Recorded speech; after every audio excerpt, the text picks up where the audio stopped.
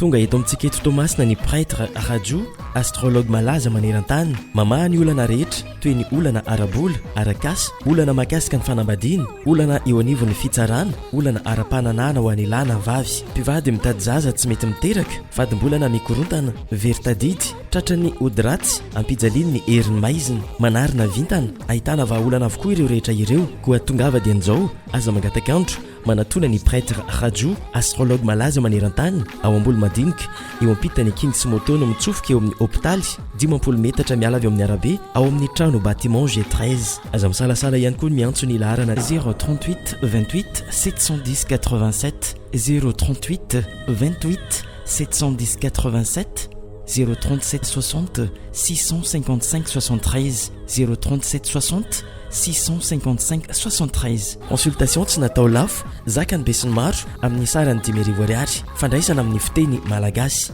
Adresy eo ambolo madinika eo ampitany king sy motono mitsofoka eo amin'ny hôpitaly 10 metatra eo amin'ny trano bâtiment G13. mandray anao amin'ny fotoana rehetra. Efa maro no afa-po tamin'ny famahana olana ka anjaranao sisa. aza misalasala manatona ny prêtre RAJU, astrologue malaza maneran-tany ho voava avokoa ny olana rehetra.